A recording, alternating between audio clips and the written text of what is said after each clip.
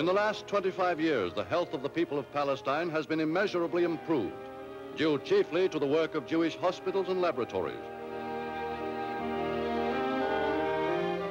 Hadassah Hospital, supported by contributions from the United States, trains scores of nurses who will go out to the pioneer settlements to aid in the development of their country. But of first importance to the national welfare is the production of food. And in agricultural schools, Jews have acquired skills which have enabled them to refute the widely held belief that they do not make good farmers. Now, over 30% of them make their living from the soil, which they have reclaimed from the swamp and desert. Most of Palestine's agricultural workers live in the cooperative settlements, which have been developed in their ancestral homeland during the past 20 years. In these settlements, where work begins before sunrise, every detail of daily life is based on the principle of cooperation.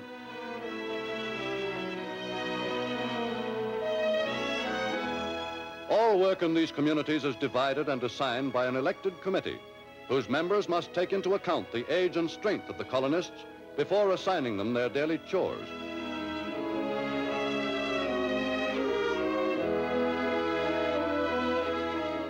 As a result of this program of training, careful planning, and hard work, production of food by Jews in Palestine has almost doubled in the last 5 years.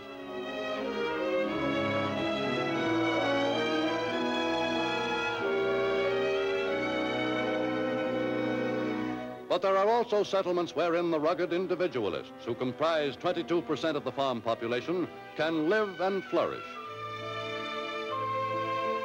Following the same cardinal rule of self-help which applies in the co-ops, the individual farmer must work his tract of land to the best of his ability, for he is expected to make the interest payments on his long-term loan at regular intervals.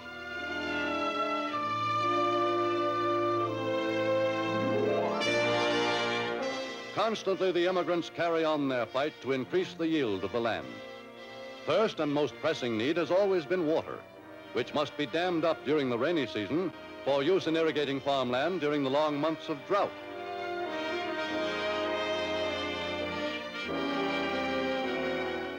Through a complex irrigation system built at a cost of many millions of dollars, water flows throughout 100,000 acres of once arid land.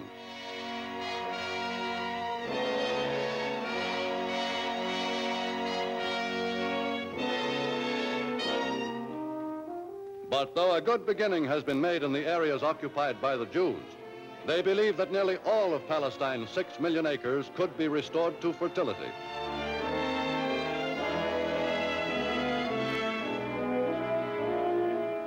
The search for water goes on in isolated desert camps.